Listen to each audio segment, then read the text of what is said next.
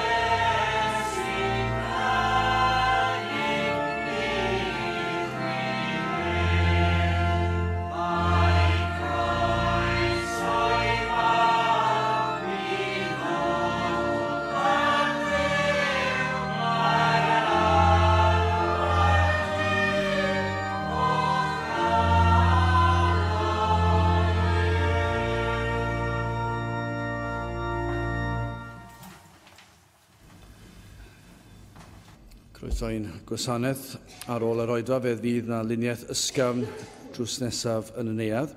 Bydd ein cwrdd misol yn cael ei chynnal ar y drydydd nos Iau'r mis, sef nos Iau Gorffennaf yr 11 ar 15, Gorffennaf 16. Fe fydd na gyfarfodydd yn ystod yr gynhadledd Saesneg, Summer Conference, ond fe fydd na gyfarfodydd Cymraeg, 2 oedfa bregethu ar y prynhawn dydd Iau a prynhawn dydd Gwener am hanner awr 4, sef Gorffennaf 30 a 31. Bydd hoedfa nesaf hanner awr 3 prynhawn Sul. Wrth i ni gymryd y casgliad, gen i ganu tra'r ein heistedd am rhif 644 644 rho i myrhedd na wyr y byd amdano.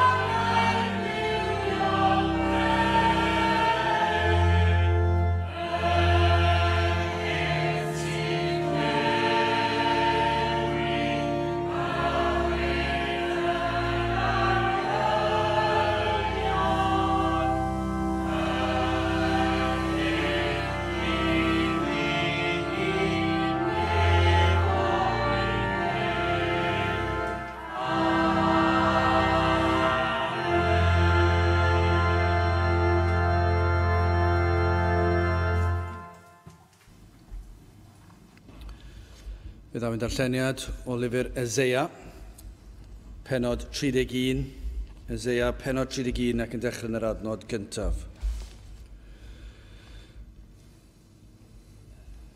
Gwai yr rhai addysg ynynt i'r aifft am gynhorthwy ac am ddiriedant mewn merch ac a hyderant ar gerbydau am ei bod yn aml ac ar wir merch am ei bod yn nerthol iawn, ond nid edrychant am Sanct Israel ac ni cheisiant yr arglwydd. Eto y mae fe yn ddoeth ac a ddaw achos bedigaeth, ac ni eilw ei air yn ôl eithyr cyfyd yn erbyn ti yr rhai dregionus ac yn erbyn cynhorthwy yr rhai a weithredant anwiredd. Yr eifftiaid hefyd ydynt y ddynion ac nid Duw, a'i merch yn gnawd ac nid yn ysbryd, pan estyno'r arglwydd ei law yna syrth y cynhorthwywyr ac y cwymp y cynhorthwyedig a hwynt oll a gyd ballant. Canes fel hyn y dywedodd yr arglwydd wrthyf, megis y rhia hen lew a'r llew ieuanc ar ei ysglyfaeth, yr hwn galw lliaws o fugeiliaid yn ei erbyn, ni ddychryn rhag ei llef hwynt ac nid ymostwng ar ei twrf hwynt. Felly y disgyn arglwydd y llioedd i rifela dros fynydd Seion a thros ei fryn nef. Megis adar yn ehedeg, felly amddiffyn arglwydd y llioedd Jerusalem, gan amddiffyn a gwared, gan basio heibio ac achub. Dychwelwch at yr hwn y llwyr giliod meibion Israel oddi wrtho, oherwydd yn y dydd hwnnw gwrthodant bob un ei eilinoed arian a'i eilinoed air, yr rhai a wnaeth eich dwylo eich hun yn bechod i chwi. Ar asuriad a syrth trwy gleddyf, nid eiddo gŵr grymus a chleddyf, nid eiddo dyn gwael a'i difa ef. Ac y fe a ffyr rhag y cleddyf a'i wir ieuanc a fyddant dan dreth. Ac y fe a yw graig rhag ofn, a'i dywysogion a ofnant rhag y faner, medd yr arglwydd yr hwn y mae ei dan yn Seion a'i ffwrn yn Jerusalem. Bydde bendith Duw ar ei air sanctaidd ef. Gadewch ni nawr droi at ein harglwydd mewn gweddi.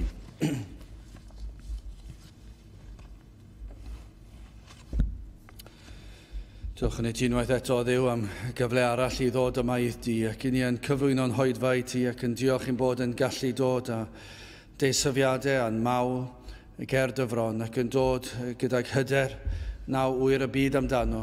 O Dduw, i ni yn gallu dod â hyder oherwydd ein bod yn dod trwy heiddiannau dy fab a'n gwaredwr yr arglwydd Iesu Grist, ac yn dod o Dduw yn gwybod y fod yn gwrando, yn gwybod y fod yn trigarhau, yr wyt ti eisoes wedi trigarhau wrthym, ac yr wyt ti yn addo y trigarhau o'r newydd. Ac felly o Dduw, i ni yma wedi ymgynnull yn dy enw di, ac yn gweddio y byddi di yma yn ein plith. Yr wyt ti wedi addo bod yn ein plith, ac felly o Dduw, i ni yn dod yn ostyngedig ac eto'n hyderus yn datgoffa di o dy addewidion, yn gwybod o Dduw dy fod wedi addo, ac felly y mae gennym ni'r hawl i ddisgwyl dy fod yn cyflawni ar hyn yr wyt ti wedi addo. Ac felly o Dduw, i ni yn blant i ti, ac i ni wedi dod ynghyd yn dy enw di, ac felly yn disgwyl yn eiddgar am fwy o ymwybyddiaeth o'th bresenoldeb. Yn gofyn o Dduw ar i bob un ohono ni deimlo dy agosatrwydd yma ato ni, ym mha bynnag cyflwr yr ydym ynddi, i ni yn gofyn i ti o Dduw i ddefnyddio pa bynnag rhan o'r oedfa, pa bynnag eiriau a fydd yn cael ei ddefnyddio, pa bynnag frawddeg neu bwyslais neu dawelwch o Dduw, y bydd na rhywbeth yma trwy dy nerth, trwy dy holl bwer di o Dduw, trwy dy holl allu di, yn cyffwrdd ar ryw enaid yn y man yr wyt ti yn gweld sydd yn iawn, ac yn ein dwy'n i'n agosach i'r man honno yr wyt ti yn dymuno i ni fod. Ac felly o Dduw, i ni yn gofyn i ti i fod yma, i ddod lawr i'n plith, i ti dywallt y lan ysbryd arnom, ac i ti weithio yn rymus yn ein plith. O Dduw, i ni yn gweddio amdano ni yma, ac hefyd am y rhai sydd yn ymuno gyda ni, ond hefyd o Dduw, yr rhai sydd wedi crwydro ymhell. Yr rhai o Dduw, i ni'n gwybod ar un adeg efallai bydde'n gallu bod yma yn ein plith, ond yn gweddio o Dduw ar yr eiliad yma, bydde di yn dod ar gyhoeddiad o bechod drostynt, O Dduw, cymaint i ni yn adnabod, gall asef fod yma, ac eto dim awydd i fod yn dy di. Ac yn gweddio, Dduw, ar i ti ddod ag argyhoeddiad yr eiliad hon. O Dduw, i ni yn gwybod fod ysbryd yn gallu gweithio ar yr union adeg iawn, yn yr union fan iawn, yr wyt ti yn gallu trefnu holl rhagluniaethau bywyd sydd yn gallu dod ac argyhoeddio dros unigolyn. Ac felly, o Dduw, i ni yn cyflwyno pob un, o Dduw, ac yn gweddio ar ei ti i weithio ar ei cylonau. A rhai o Dduw sydd wedi clywed am yr oedfawn, ond sydd wedi ceisio gwthio'r posibilrwydd o ddod o'r neilltu. I ni yn gweddio ar ei ti i beri bod ei llwybrau yn dod ar draws y lle hwn, neu lle bynnag y mae dair yn cael ei bregethu'n ffyddlon. I ni'n gweddio am dy bobl ar hyd a lled o wlad, ac yn gweddio am yr rheini sydd wedi sefyll dros blynyddoedd ac wedi gwrthsefyll yr holl ymosodiadau'r un drwg a'r byd arnynt i newid ei ffyrdd. A rheini sydd wedi sefyll yn ffyddlon ac falle heb cael unrhyw galondyd dros blynyddoedd maith. O Dduw, i ni yn gweddio ar ti i'w cael ynogi nhw hefyd, ac y bydd rhywrai yn dy ragluniaethau di yn dod i'r oedfawn ac yn dod i bwyso a chredu yn yr arglwydd Iesu Grist. O Dduw, rwyt ti'n gallu gwneud y pethau yma, ac felly ni yn gofyn i ti i wneud hyn unwaith eto. Rwyt ti eisoes wedi gwneud sawl gwaith yn ein gwlad ni, ac yn gofyn i ti i weithio yn rymus unwaith eto, i ddeffro pobl o'i trwmgwsg, o'i cyflwr o farwolaeth ysbrydol, ac o Dduw i ddod â nhw i gyflwr o fywyd ysbrydol ac i fywyd tragwyddol.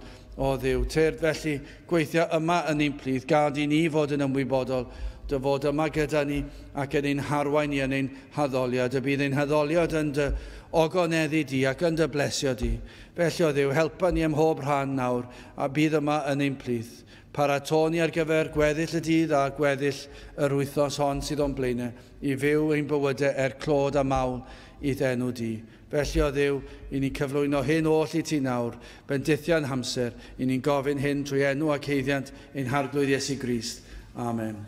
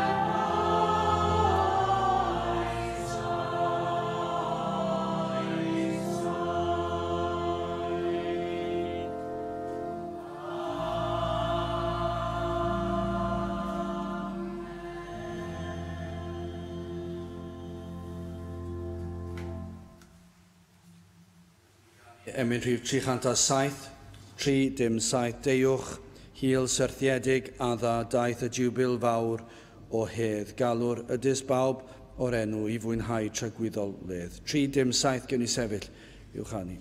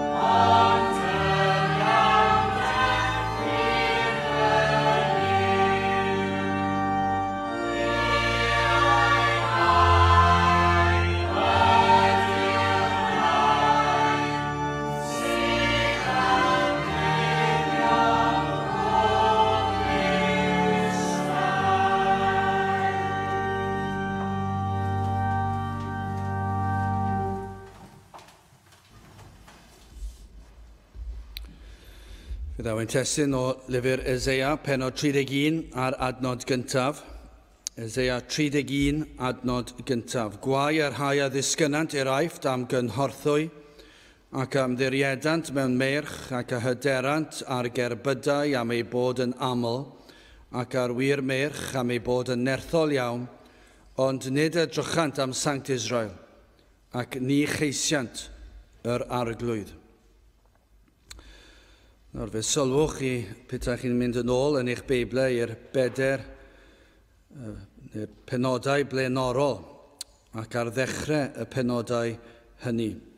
I ni'n cael cynnwys y gair gwai ar bob un adnod gyntaf o benod 30, felly y benod cyn hon. Gwai y meibion cyndyn, medd yr arglwydd, a gymerant gyngor, ond nid gen i fi, ac a orchuddiant a gorchydd, ac nid o'm hysbryd i chwanegu pechod ar bechod. Ond nid yw'n mor gyffredin, rhai sy'n cymryd cyngor ond nid gen i fi, nid gan yr arglwydd. Ewch yn ôl i'r benod cyn hynny, penod 29 ar adnod cyntaf. Gwai Ariel, y ddinas y trigod Dafydd ynddi, ychwanegwch flwyddyn at flwyddyn, lladdant ebyrth. Ar benod blaenorol eto, 28 adnod 1, gwai goron balchder, meddwon Effraim, yr hwn y mae arfer chowgrwydd ei ogoniant yn flodeuyn diflanedig, yr hwn sydd ar ben y dyffrynoedd breision, yr rhai a'r ffygwyd gan wyn. Ac yna'r benod yma, yr adnod gyntaf o penod 31, gwai y rhai a ddisgynant i'r aifft, am gynhorthwy ac am ddiriedant mewn meirch ac a hyderant ar gerbydau am ei bod yn aml ac ar wir meirch am ei bod yn nerthol iawn, ond nid edrychant am Sanct Israel ac ni cheisiant yr arglwydd. Nawr falle yn y blynyddoedd a fi byddai geiriau fel hyn yn ddigon i beri i bobl eistedd i fyny a gwrando, pan yma yna rhyw fath o rybydd, ond i ni yn byw mewn oes lle mae yna gymaint o ddifaterwch, mae e fel petai rhyw trwmgwsg llethol wedi dod drost pobl, fel pe na fydde unrhyw beth yn ysgwyd pobl bellach. Ac cyfeirid at bechod yr Iddewon yma, ond nid oes yma ddisgrifiad o bechod a chyflwr pob cenedl. I ni'n gallu edrych ar yr adnodau yma, gallu gweld disgrifiad o'r Iddewon, ond yn sicr i ni yn gallu gweld y bod yna ddisgrifiad o'r genedl i ni'n byw ynddi hefyd, a'r oes i ni'n byw ynddi. Ac ein gweddi yw y bydd Duw yn agor llygaid y neidiau a'i clistiau i wrando ar rybuddion. Mor aml pan yma yna rybuddion, i chi'n meddwl, wel, i chi'n tybio beth sydd angen gwneud mwyn cael pobl i wrando. Ac i ni yn gwybod mae'r ateb yw'r rhaid bod yr ysbryd ar waith. Ond yn ddynol felly, chi'n meddwl fel hyn, petai ni'n rhoi rhybydd bod na dan yma, wel, falle petai ni'n gweiddi tan nawr, mi fyddwch chi gyd, wel, falle byddwch chi ddim un o'n sylweddoli mod i'n dweud tan, achos mae'n brynhawn di sil, mae'n anodd gwrando. Ond dychmygwch petai ni'n gweiddi rhywbeth felly, neu bod na rhyw beryg yma. Efalle, yr rhai efalle sydd yn dod ac yn gwrando, falle byddwch chi yn mateb ac yn meddwl, wel ie, ond pan i chi'n rhoi rhybydd arall, fwy dyfrifol, am tynged yr enaid, yna i chi'n gallu gweld yma fel petai mynd mewn trwy un glist ac allan trwy'r llall, pe gallen ni fod yn pwyso mlaen ar y pwlpit a'i sibrwd. Falle meddwl, wna'n newid uchder y llais. Nid mae mod i'n arbenigwr ar newid tôn y llais a sut i wneud ar yr adeg iawn. Fi'n siŵr bod yna rai pregethwyr proffesiynol iawn yn gallu meddwl am ffyrdd clyfar iawn i gael sylw pobl ac efallai yn gostwng y llais yn dawel. A mae pobl yn y tawelwch yn dechrau gwrando ac yn rhoi rhyw rybydd. Ond hyd yn oed pan i chi'n gwneud hynny, mae e fel petai yn un peth yn mynd mewn trwy'r glist ac yn mas trwy'r llall. Yna petai ni'n taranu dros y lle gyd nes bod y ffenestri yn y cefn yn siglo. Mi fyddwn yn mynd tatwen o waniaeth na bydde pobl yn eistedd yna meddwl, wel, beth oedd y sŵn uchel yna. Dwi ddim yn gwybod be gafodd i ddweud. Glywes i ryw lefel uwch o sŵn yn cael ei weiddi allan, ond efallai chi'n meddwl, wel, glywes i'r gair gwai, ond o'n i ddim yn meddwl bod yn unrhyw beth i wneud gyda fi. Ond un peth sy'n sicr, efallai petai ni'n edrych nôl hanner canrif yn ôl, falle petai rhywun yn dod ac yn dweud, ma na rybydd fan hyn gwai. y rhai a ddisgynnant i'r aifft am gynhorthwy. Efallai pryd hynny, mi fydde yna bobl yn fwy parod i wrando ac i feddwl, wel, oes na rhyw rybydd yma i fi, ond onid yw mor anodd yn yr oes yma. Mae'r mwyafrif ohono ni'n eistedd lawr ac yn meddwl dydy'r hybydd yna ddim ar fy nghyfer i. Ac hyd yn oed petai chi yn meddwl felly, yna mor aml i ni'n colli y prif bwrpas y neges. Ond dyma lle mae wedi cael ei ail ddweud dro ar ôl tro, Gwai lot o bobl fan hyn. Gwai chi. Mae'n wael arnoch chi, mae'n ddrwg arnoch chi. Nid gwyn eich byd, ond gwai fydd arnoch chi. Mae yna rybydd yma ar eich cyfer chi. Wel, gobeithio i'r rhai sydd angen yr hybydd yma, y byddwch chi yn gwrando ac yn ymateb. Yn gyntaf, hoffwn ni edrych ar ffolineb dyn. Yna, doethineb Duw ac yn anolaf trigaredd Duw. Wel, yn gyntaf, y ffolineb dyn. I ni'n gallu gweld ffolineb dyn yma. Mae'n cael ei ddisgrifio ddarllenau'r adnod eto. Gwai y rhai a ddisgynnant i'r aifft am gynhorthwy. Dyna chi ffyliaid. Ffyliaid llwyr. Y rhai a eithant i'r aifft am help. Ac a ymddiriedant mewn merch. Maen nhw'n pwyso ar y meich ar y cyffyle. Ac a hyderant ar gerbydau. Ar y cerbydau sy'n cael ei llusgo gan y cerbyd gan y cyffylau. Am pam? Am ei bod yn aml. Mae ganddyn nhw lot o gerbydau a lot o geffylau. Ac ar wir merch am ei bod yn nerthol iawn. Allwch chi weld nhw fyna'r byddinoedd mawr cryf. Ac maen nhw'n dweud, dyna pwy ni'n mynd i bwyso yno. I ni'n mynd i fynd yr aifft am help. Ond sylwch, gwai chi, os i chi mynd at bobl eraill am help.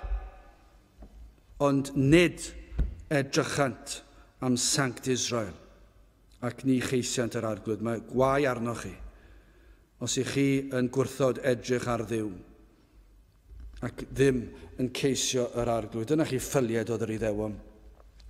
Fe droeson nhw mewn argyfwng wrth wynebu ymosodiad o fyddin, brenin a Syria, ac fe droeon nhw at yr eithdiaid. Ac maen nhw'n anwybyddu'r proffwydi, maen nhw'n anwybyddu Eseia, maen nhw'n anwybyddu'r hyn gawson nhw'i glywed am air y Duw. Maen nhw hefyd yn anwybyddu ei hanes. Maen nhw'n dangos difaterwch am y ffaith i Dduw ei hachub oddi yno y blynyddoedd a fi. Mae fel petai dim ots gan yr Iddewon ei bod wedi dioddef cymaint o'i dwylo yn y gorffennol, ac maen nhw'n anwybyddu hynny gyd. Mae fel petai dim ofn arnynt dychwelyd. A does dim ofn ganddyn nhw gael ei llygru gan eilyn addoliaeth y genedl honna. Na'r perygl o gael ei dylanwadu ganddyn. Maen nhw wedi perswadio eu hunan. Nad yw e'n bwysig. Nad oes ots am hanes. Nad oes ots am ei gorffennol nhw. Ac mae'n iawn. Maen nhw'n gryf. Maen nhw'n llwyddiannus. Maen nhw'n gyfoethog. Felly does dim ots os ewn ni nôl at nhw.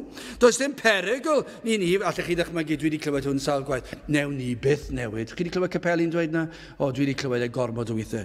Newn ni byth newid fel capel. Newn ni byth newid beth ni'n canu. Newn ni byth newid y fersiwn o'r ysgrythyr i ni'n darllen. Nid traf y mod i yma. Ac yn amhen blwyddyn maen nhw'n newid. Ac maen nhw'n canu pethau bach gwirion. Ac maen nhw'n darllen cyfieithiadau o'r ysgrythyr sydd ddim yn gwbl gywir.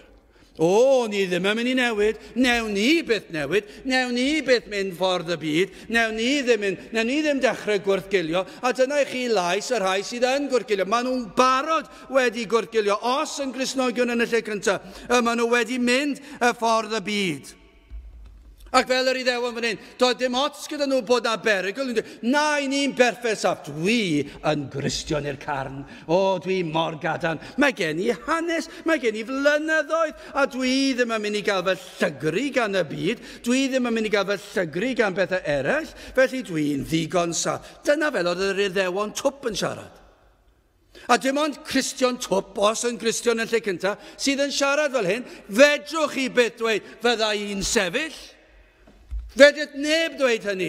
Tan ein bod ni yn rhagwyddoldeb. Dim ond trwy ras Duw i ni'n mynd i allu sefyll. Ac dwi'n gwybod yn weddol sicr o hyn, os gen ni un eiliad o gael ein llygru gan aifft, yna fyddwn ni'n gwybod mi fydd y gorau ohono ni yn newid ac yn cydymffurfio.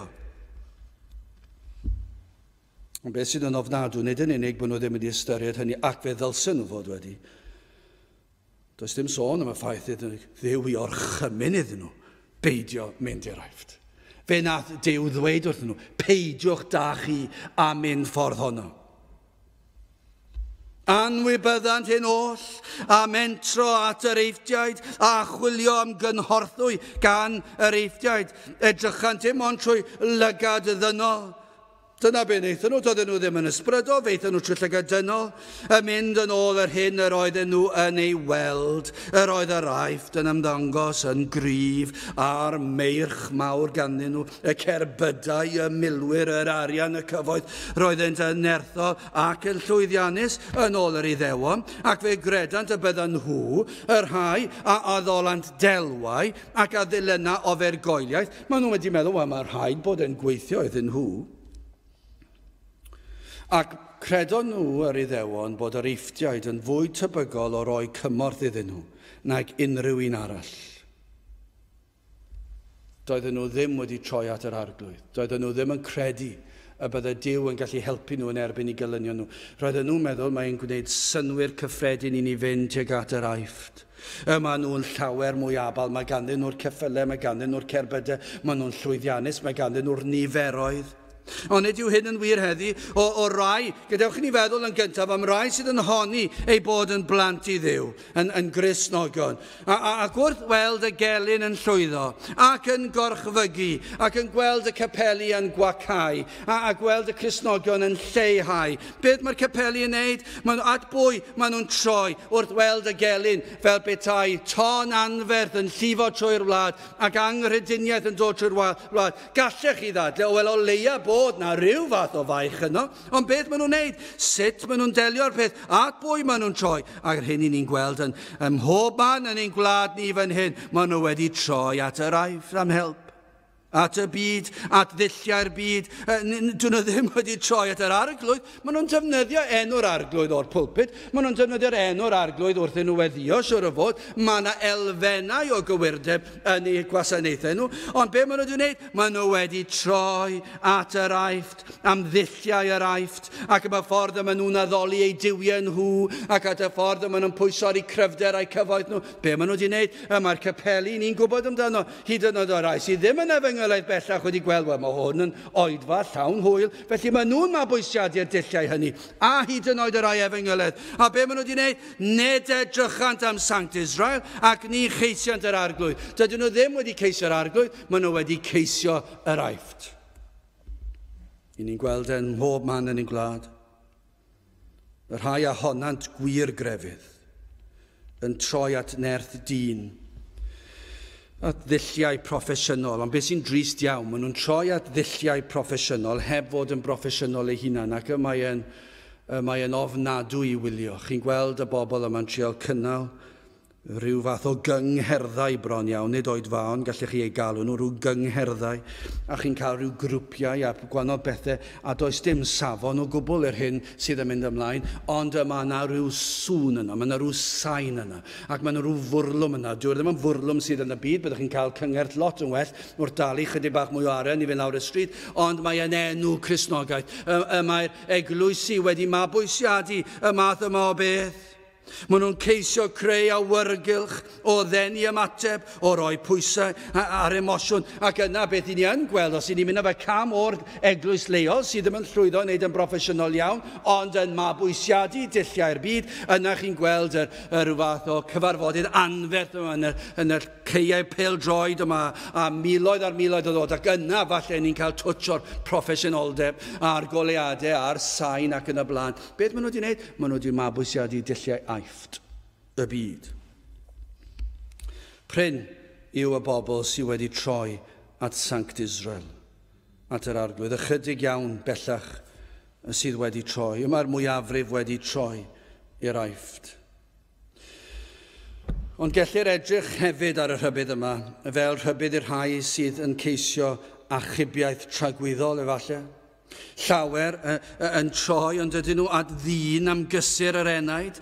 Os oes na rai yn teimlo gwacter yn ei heneidiau ac yn gweld dim pwrpas i'w bywydau fel ac y mae, ac yn meddwl beth yw pwrpas bywyd, ac yn meddwl a oes na dragwyddoldeb, a oes yna rhywbeth wedi i fi treulio fynyddiau ar y ddeiar yma. Beth sydd yn digwydd wedi'r anadl olaf cael ei hynadlu? Ac yma yna rhyw ymgais i geisio rhywbeth. Am beth maen nhw'n wneud? Maen nhw'n troi at ddyn am gysur yr enaid i ddechrau.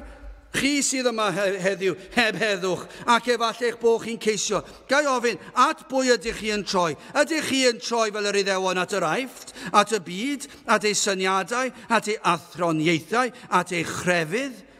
Ydych chi wedi trio, dyna be mae llawer yn neud ydyn nhw. Mae yna ryw awydd i geisio rhywbeth, ac maen nhw'n mynd i chwilota, ac maen nhw'n chwilio yn y byd am atebion, ac maen nhw'n trio pob math o bethau, a mae'r rhai yn mynd i wahanol grefyddau, ac i chi'n clywed rhywbeth sydd yn gyffredin gan bod arian gan bobl dyddiau yma, a maen nhw'n mynd i wledydd pell, gwledydd poeth, ac maen nhw'n mynd i'w plith nhw ac yn gweld y tlodion ac yn mynd i'w temlau nhw, ac maen nhw'n cael rhyw brofiadau ysbrydol, maen nhw'n cael blwyddyn allan efallai o deithio, ac maen nhw'n dod nôl, dal ddim unrhyw clem beth yw pwrpas bywyd, ond maen nhw'n gallu dweud o leia fe sy'n chwilio, a ges i ddim atebion pendant, ond beth dwi wedi penderfynu yw, fe ddylyna i fy ffordd fy hun gan bod pawb arall yn y byd yn ei wneud yn ei tywyllwch nhw.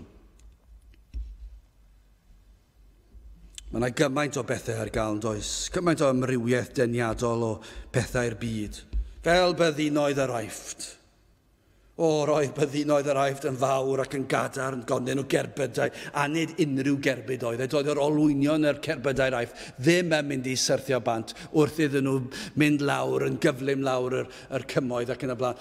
Roedd eu halwynio nhw yn gwbl saff. Roedd eu ceffylau nhw wedi cael eu bwydo ar y bwydydd gorau. Roedden nhw'n gallu mynd am oriau ac yn gallu ymladd yn erbyn unrhyw un. Roedden nhw'n gadarn. Allwch chi weld hynny yn y byd? Mae yna gymaint o bethau da yn ôl y byd. Gymaint o bethau sydd yn ddeniadol allan yna yn y byd. Allech chi ddychmygu rhywun yn dod i'r oedfa yma ac yn meddwl beth yn y byd yw pwrpas dod i oedfa fel hon. Capel mawr, chydig o bobl, canu emynau, goffa darllen a gweddio a preges sy'n para 3 chwarter awr. Does dim byd gwaith. Mae'r byd yn ei ddweud, beth i ni eisiau yw cael 5 munud fan hyn, 5 munud fan draw, pawb yn neidio lan y lawr, pawb i cael hwyl. A dyna beth maen nhw'n gwneud. Neu dwi eisiau mynd i rywle lle gael o nyddwch, tawelwch, llwyr i feddwl yn fy mhechod fy hun. A dyna yw capel i rai, yw dod mewn i adeilad fel hon a cael eiliad o dawelwch.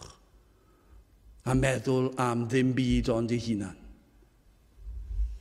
Mae yna gymaint o bethau bydd yn gallu'ch temtio chi allan yn y byd, fel oedd yn yr Aifft. Mae rhai yn meddwl, gan fod llawer yn mynychu ambell i le, neu dilyn rhyw athroniaeth, neu rhyw grefydd, rhaid ei fod yn iawn. Fel roedd yr Iddewon yn meddwl, gan fod niferoedd gan yr Eifftiaid, wel dyna lle saff, mae saffach bod gyda'r mwyafrif na'r lleiafrif. Wel, beth yw'r rhybydd? Gwai chi, y rhai a ddisgynnant i'r Aifft am gynhorthwy, ac a ymddiriedant mewn meirch, ac a hyderant ar gerbydau, am ei bod yn aml. Gwai chi, os ych chi'n meddwl bod yr ateb yn mynd i fod mewn rhyw gapel lle mae 300 o bobl ifanc. Gwai chi, os ych chi'n meddwl mae'r ateb yw mynd i fod lle mae yna peiriannau sain sydd yn byddar i'ch clistiau gyda rhyw gerddoriaeth a rhyw fan mawr cyffroes. Gwai chi, os ych chi'n meddwl mae dyna sydd yr ateb. Gwai chi, os ych chi'n meddwl mae dyna yw iachawdwriaeth. Mae dyna yw'r ffydd sydd yn mynd i achub yr enaid. Gwai chi, os ych chi'n mynd i fynd ac arbrofi ar pethau'r byd. Chos beth mae'r adnod yma hefyd yn disgrifio rhai sydd yn ymddiried yn erthu gweithredoedd ei hunan. Gallech chi ddweud, mae Eseia'n dweud, gwai chi os ymddiriedwch mewn unrhyw beth, ond yr arglwydd, dyna yw'r bwrdwn y peth, unrhyw beth sydd o'r byd yma.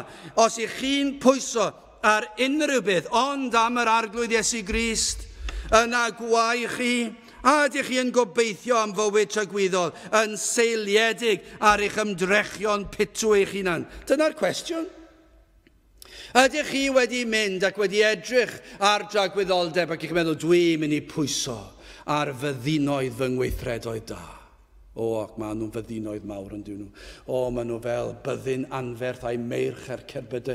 Ac i chi'n eistedd lawr a chi'n meddwl, wel, dwi mawr fy mharch yn y gwaith. Mae pawb yn meddwl fy mod i'n gred. Mae pawb yn meddwl fy mod i'n ddigon da. Maen nhw'n licio fy nghwmni.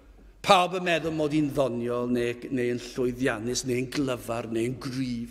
Mae pawb yn meddwl fy mod i yn un o'r bobl hynny sydd yn bleser i fod. Ac edrychwch arno fi, mae pobl yn dod i ofyn cymwynas gen i. Mae pobl yn gofyn i fi am help. Ac felly maen nhw'n meddwl da iawn. Ac maen nhw'n dod ac maen nhw'n ffonio lan. Maen nhw'n gwybod, chi'r cyntaf ni'n meddwl os oedd ni mewn argyfwng. A maen nhw'n pigo'r ffôn lan. Ac i chi'n meddwl, wel, edrychwch arno fi. Fi'r cyntaf maen nhw'n meddwl i ofyn.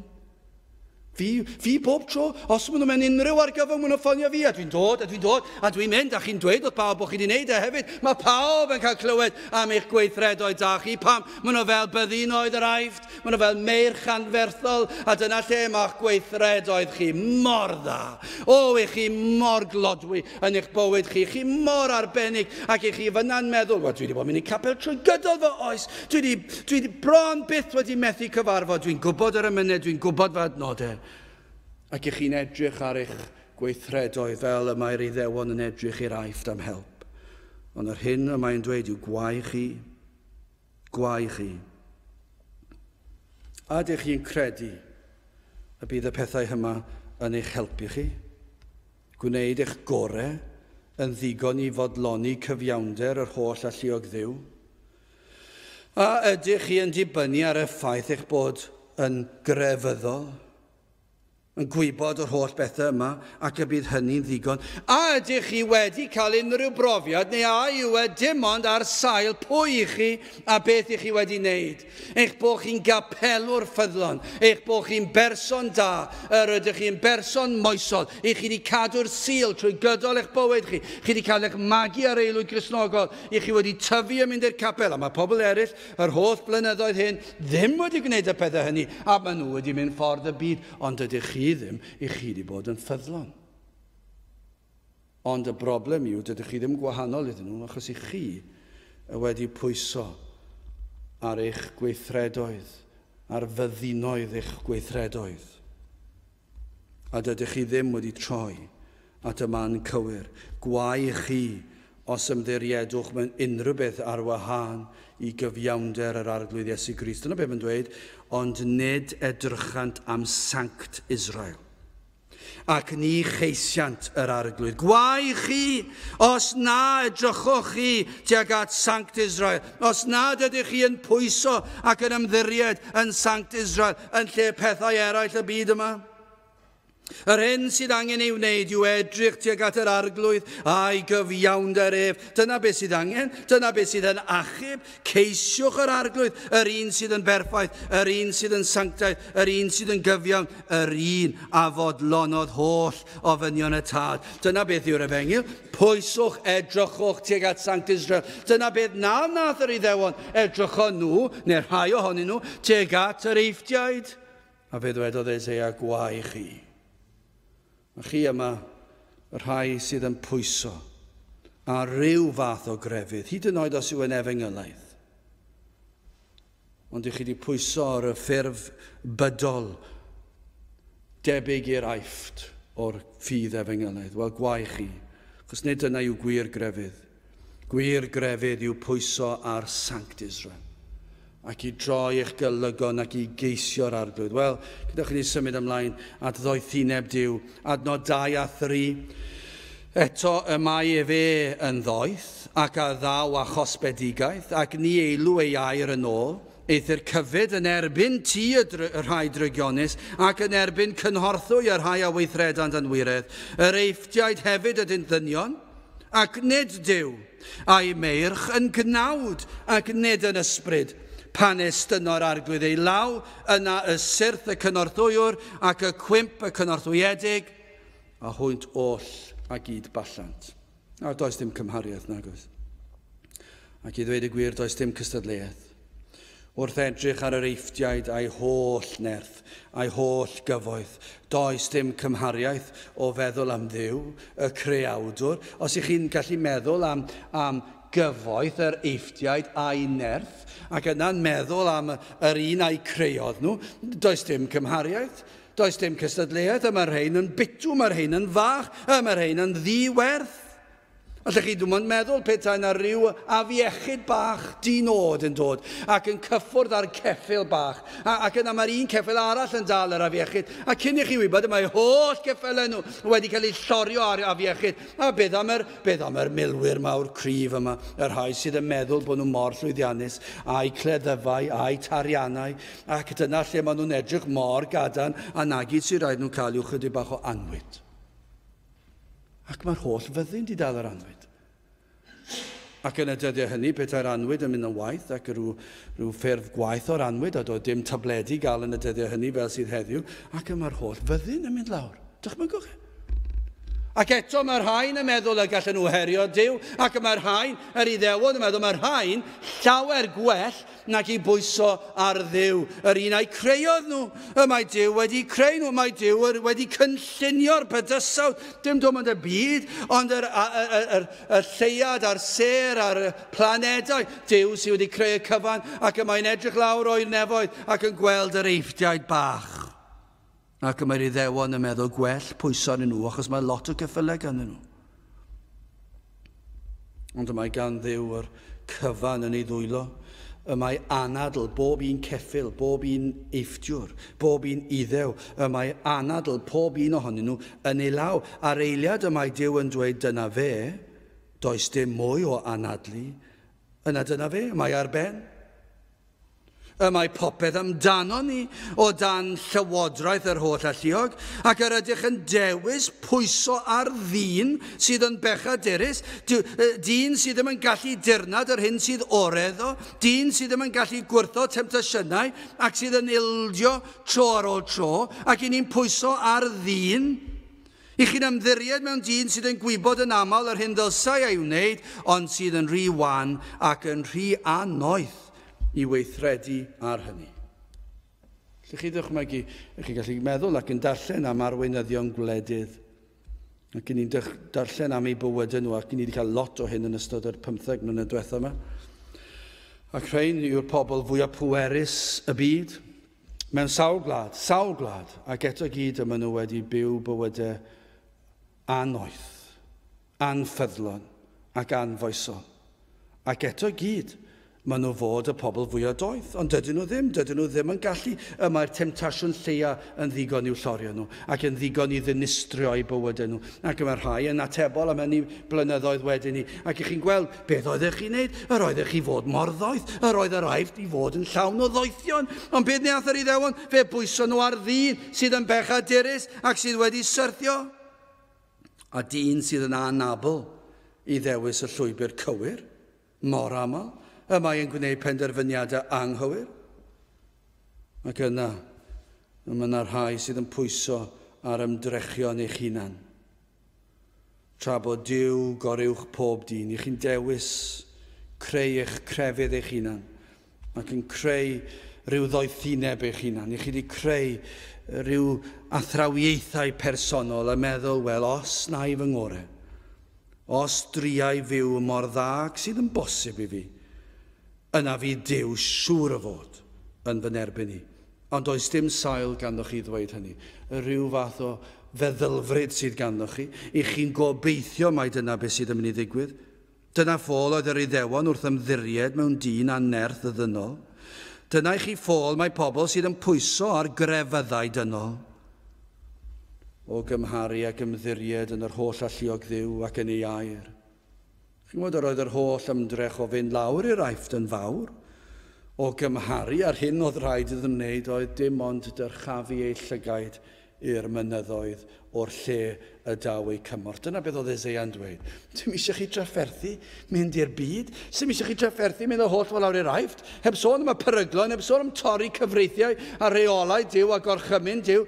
Peidiwch o gwneud yr holl trafferth. Yr unig beth sydd angen i chi wneud yw dyrchafu fy llygaid i'r mynyddoedd o'r lle y daw fy nghymorth. Rhybuddio am ganlyniadau ei ffoli nebadnodau. Eto y mae e fe yn ddoeth ac a ddaw a chosbedigaeth ac ni eilw ei air yn ôl. Peidiwch â meddwl am Dduw fel un sydd yn colli unrhyw beth, un nad sydd yn gweld y cyfan neu yn clywed y cyfan. Peidiwch â meddwl ni fydd Duw yn cadw at ei air. Fe fydd Duw yn cadw at ei air, ac fe fydd yn delio â'r rhai sydd yn ofergoelus ac yn plygu glin i eilunod.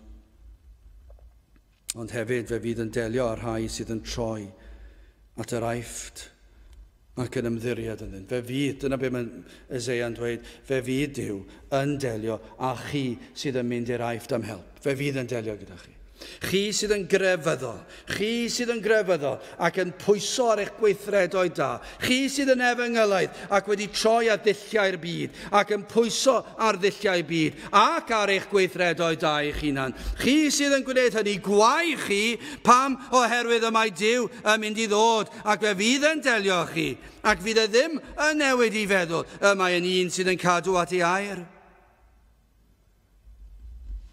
Fe fydd yn delio yn un nerth ar eiftiaid ar Iddewon. Mae'r emyn yma wastad yn dod i feddwl pam felly. Pam o pam, bechadur cyndyn, pam y colli denau drud. Allwch chi ddychmygu Eseia'n dweud wrth yr Iddewon, pam?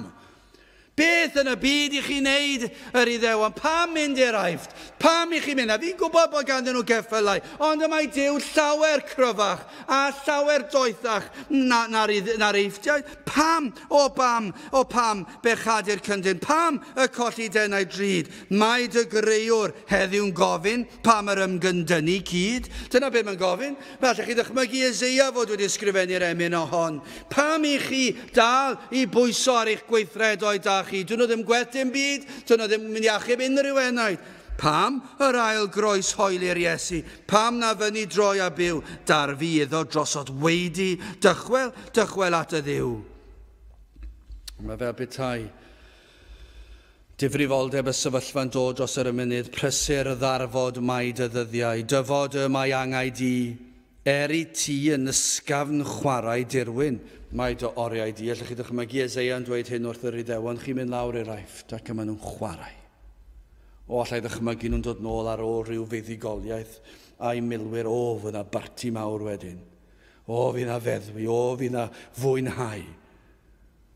Ac yna mae'n dweud, i ti yn ysgafn chwarae, dirwyn mae dy oriau di.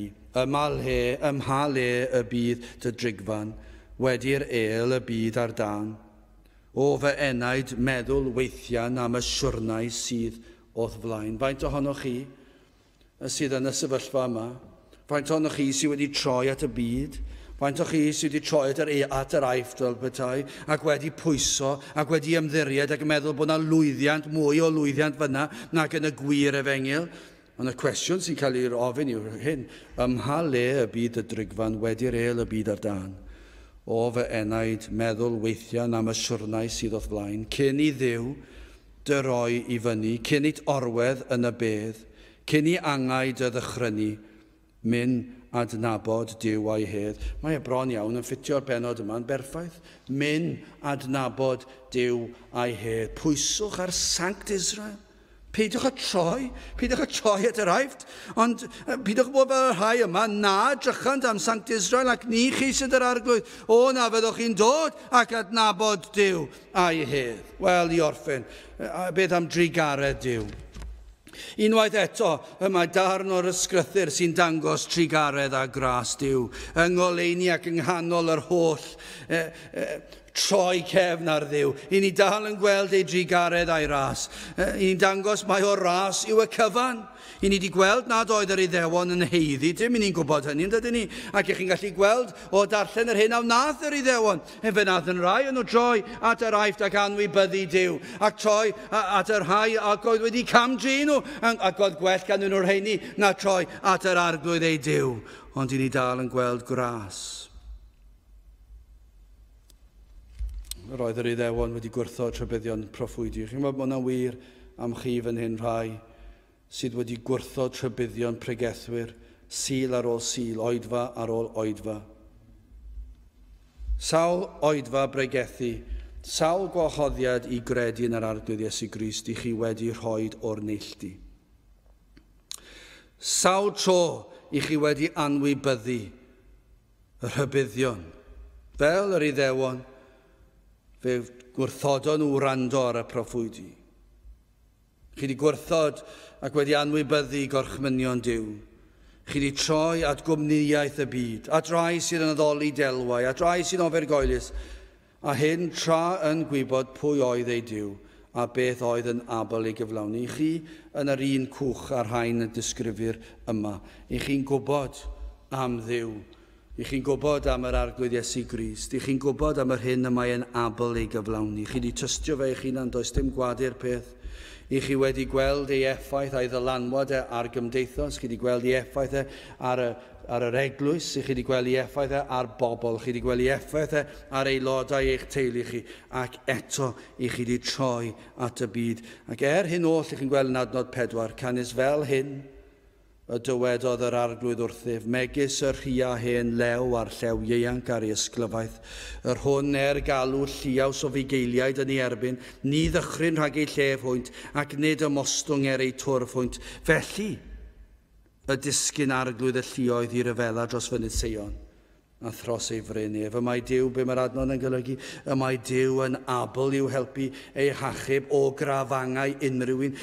Fel na all sŵn gweiddi bugeiliaid rhwystro y llew rhag ymosod ar ei ysglyfaeth, felly ni fydd dim byd yn atal pwrpasau'r arglwydd gan ddelio ag unrhyw gelyn, pan troesant a drai na all ei helpu yn y lle cyntaf, ond fe fydd yn delio â'i gelynion. Dyna i chi ras. Y mae Duw yn dweud fe na i ddelio dyn nhw. Dwi'n fwy nag abl. Adnod 5 megis adar yn ehedeg. Felly yr amddiffyn arglwydd y lluoedd Jerusalem. Gan amddiffyn a gwared, gan basio heibio ac achub. I ni'n gweld y modd y mae'r arglwydd yn amddiffyn ei bobl. Dyna'r addewidion. Dyna chi ras, dyw'r bobl yma ddim yn heiddi fe. Ond y mae'n dweud fe na i amddiffyn fy mhobl, fel aderyn yn amddiffyn ei chiwion. Fe na i hedfan i'ch achub chi. Fe fyddai'n amgylchynu chi. Chi'n gweld ei dynerwch a'i gariad ag atom. Y mae Duw yn dweud y bydd angel marwolaeth yn dod dros Jerusalem fel barn. Ac fydd yn delio â'i gelynion, adnod 8 a 9, ar y Syriaid a syrth drwy gleddyf, nid eiddo gŵr grymus, a chleddyf nid eiddo dyn gwael, a'i difa ef, ac efe a ffyr rhag y cleddyf, a'i wir ieuanc a fyddant dan dreth, ac efe a yw graig rhag ofn, a'i dywysogion ofnan rhag y faner, medd yr arglwydd, yr hwn yma ei dan yn Seion, a'i ffwrn yn Jerusalem. Be mae hynny'n olygu? Mae'r arglwydd yn abl i ddelio a'n holl gelynion, ein pechoedau, i ni'n gwybod hynny, mae'n gallu delio yn pob un o'n gelynion ni, ac un o'r gelynion pennaf yw ein pechod, ac ar ddechrau taith bywyd y Cristion, yr hyn y mae'r arglwydd yn ei yw hoelio, pob un pechod yw groes. Mae e'n delio ar gelyn gweithaf, mae e'n ein gorchuddio a'i glogin o'i gyfiawnder, mae'n amddiffyn ei bobl, pob cam o'r daith, tan yn cyrraedd adref yn ddiogel. Mae e'n amddiffyn i fel mae aderyn yn amddiffyn ei chiwion. Mae fel petai'r aden o glogin cyfiawnder Crist yn ein gorchuddio'n llwyr. Mae wedi'n golchi ni yng ngwaed yr arglwydd Iesu Grist, ac mae e'n cadw ni'n ddiogel o'n gelynion holl ffordd ar hyd taith bywyd. Ond mae yna gyfrifoldeb hefyd. I ni'n gweld hyn drwy'r amser yn dydyn ni, adnod 6. Dychwelwch at yr hwn y llwyr giliodd meibion Israel oddi wrtho. Dyna'ch cyfrifoldeb chi. Y mae'r arglwydd yn gwneud popeth, y mae popeth o ras, ond yn hyn i gyd, y mae gennym ni gyfrifoldeb, dychwelwch. Y mae'n galw arnynt i edifarhau am ymddiried yn yr eifftiau. Dyna chi beth sydd eisiau edifarhau yn gyntaf. Os ydych chi wedi troi at y byd, os ych chi wedi troi at grefydd y byd, os ych chi wedi troi at ffurf efengylaidd y byd, os ych chi'n pwyso ar eich gweithredoedd da, beth sydd angen i chi wneud? Edifarhewch. Cyffeswch y peth. Cyffeswch i Dduw, fe nes i droi at grefydd oedd yn llawn hwyl, fe nes i droi at grefydd oedd yn llenwi fe enaid a balchder am fy ngweithredoedd da, ond nawr dwi'n edifarhau, dwi wedi gweld y cyfan, maen nhw fel bratiau bydron yn dy olwg, ac felly dwi'n ei gweld nhw'n ffrwnt, ac dwi'n edifarhau. Dwi'n edifarhau am meddwl mai doeth oedd yn nhw, ac am droi oddi wrth bwyso ar yr arglwydd. Felly edifarhewch am eich balchder, am eich eilyn addoliaeth. Ych chi'n gwybod beth? Pan fydd hynny yn digwydd? Os newch chi, Os newch chi ddod a troi o bwyso ar y byd, a pwyso ar yr aifft, a phwyso ar gweithredoedd da, a phwyso ar unrhyw beth ar wahân i Dduw, a cyffesu'r peth, a troi tuag at yr arglwydd, fe fydd yn amlwg, a chredu yn yr arglwydd Iesu Grist, fod e wedi'ch golchi chi'n lan, fe fydd ei weld achos adnod 7. Oherwydd yn y dydd hwnnw, gwrthodant bob un ei lunod arian, a'i ei lunod aur, y rhai a wnaeth eich dwylo eich hun yn bechod i chwi. Fe fyddant yn delio â phob un o'i heilunod, o'r lleiaf i'r mwyaf, ac o'r un fwyaf drud i'r un lleiaf drud, i'r un fwyaf gwerthfawr, pa bynnag mor fach, pa bynnag mor fawr, pa bynnag mor ddrud, fe fyddan nhw yn delio ar ei lunod yma i gyd. Fe fyddant yn cael gwared arnyn nhw. Ond nid yma beth sydd ar goll heddi. Mae pobl yn dilyn yr efengyl lan i ryw bwynt. Ac yna maen nhw'n meddwl, dyna fe. Dyna, dwi'n ddigon bodlon fyna, dwi ddim eisiau mynd ymhellach. Ond dydyn nhw ddim wedi sylweddoli, dydyn nhw ddim wedi cael gafel ar yr arglwydd Iesu Grist, dydyn nhw ddim wedi pwyso arno fe. Maen nhw wedi dod yn agos efallai, neu'r rhai ddim yn agos iawn o gwbl, ond maen nhw wedi dod i ryw bwynt, ond wedyn maen nhw wedi dod yn fyr. Y rhai sydd wedi troi at y byd pan yn honni a diferwch, maent yn dal ar ei heilunod. Ond nid dyna beth ni'n gweld heddi. Yr eilunod yma sydd yn dangos nad ydynt wedi deall ei camwedd yn y lle cyntaf. Os oes rhywun yn cyffesu bod nhw wedi bod yn pwyso ar dduwiau eraill, ac yna, yr wythnos ganlynol, maen nhw'n cadw ei diwiau a'i delwau yn ei tai a'i cartrefi, ac maen nhw'n dal i blygu lawr i'r diwiau hynny ac yn mynd i'r cwrdd, byddech chi'n weddol sicr i ddweud, dydyn nhw ddim wedi deall edifeirwch. Ond beth ni'n gweld heddi yw pobl sydd yn proffesu Cristnogaeth, bod nhw wedi dod at yr arglwydd Iesu Grist, ac maen nhw wedi byw rhyw fath o ffordd bydol cynt, ac ar ôl iddyn nhw ddod at yr arglwydd Iesu Grist, maen nhw dal yr union yr un mor fydol, 10 mlynedd yn ddiweddarach, maen nhw'n fwy bydol, a does dim gwahaniaeth o gwbl. Ac eto gyd ni'n dweud, wel, mae rhaid cymryd pobl ar ei gair. Ond petai yn eilunod a delw o air yn yr ystafell, byddai yn ddigon amlwg. A petai chi'n gweld nhw'n plygu lawr i'r ddelw o air, byddai chi ddigon clir. Byddai yn amlwg. Dydyn nhw ddim wedi edifarhau. Dydyn nhw ddim wedi deall yr efengyl. Maen nhw dal i addoli diwiau wedi cael ei gwneud o ddwylo dynion. A dydyn nhw ddim wedi deall. Ond eto i gyd ni'n gweld bydolrwydd rhemp yn hermau'r ffydd efengylaidd heddi. Ac ni'n dweud, wel, mae'r rhaid bod nhw'n iawn achos maen nhw'n dweud bod nhw wedi dod i gredu. Ond does dim prawf o'r peth, does dim edifeirwch, does dim troi o'r byd, does dim sancteiddrwydd, ac yma nhw dal i fyw ac yn pwyso ar yr aifft. Dydyn nhw ddim wedi deall, dydyn nhw ddim wedi gweld eu pechod, a dydyn nhw ddim wedi gwir edifarhau. O na fyddwch chi'n dychwelyd at yr un sydd am eich achub, ac wrth ddod, mae wedi addo delio â holl bechod, a'ch amddiffyn chi bob cam i'r nefoedd. Dyna yw'r addewid, ac pan fydd hynna wir wedi digwydd, fe fydd prawf, fe fyddant yn gwrthod ei heilunod o arian ac air. Fe fydd yr ffrwyth yr edifeirwch i weld, a fyddwch chi'n gweld gwir edifeirwch a gwir ffydd. O beth fyddwch chi yn i'w wneud? A newch chi gymryd y rhybydd yma, gwau, y rhai a ddisgynnant i'r aifft am gynhorthwy, ac am ddiriedant mewn meirch ac a hyderant ar gerbydau, am ei bod yn aml, ac ar wir meirch, am ei bod yn nerthol iawn, ond nid edrychant am Sanct Israel, ac ni cheisiant yr arglwydd. Gadewch i ni weddio. O Dduw, i ni yn diolch i ti am dy rybuddion, ond i ni hefyd yn diolch i ti am dy ras ath Garedd, ac yr wyt ti yn abol i ddelio a phob un gelyn. Yr wyt ti yn abol i ddelio a phob un o'n pechodau. Yr wyt ti wedi addo y byddi ti yn hoelio yn pechodau i groes yr arglwydd Iesu Grist. I'r rhai sydd yn dod ato mewn edifeirwch, ac yr wyt ti wedi addo rhoi rhodd o ffydd i'n helpu i gredu ac i bwyso. Felly o Dduw, i ni yn gweddio bydd ysbryd yn tywys rhai at yr arglwydd Iesu, hyd yn oed heddiw, ac mae ti fydd yn cael yr holl fawl a'r clod. Trigar hafell i nawr wrthym, i ni'n gofyn hyn o trwy enw ac eiddiant i'n harglwydd Iesu Grist. Amen. Gadewch ni orffen ein gwasanaeth trwy ganu'r emyn rhif 300. Hyfryd lais efengil hedd sydd yn galw pawb i'r wledd. 300 gewn ni sefyll i'w chanu.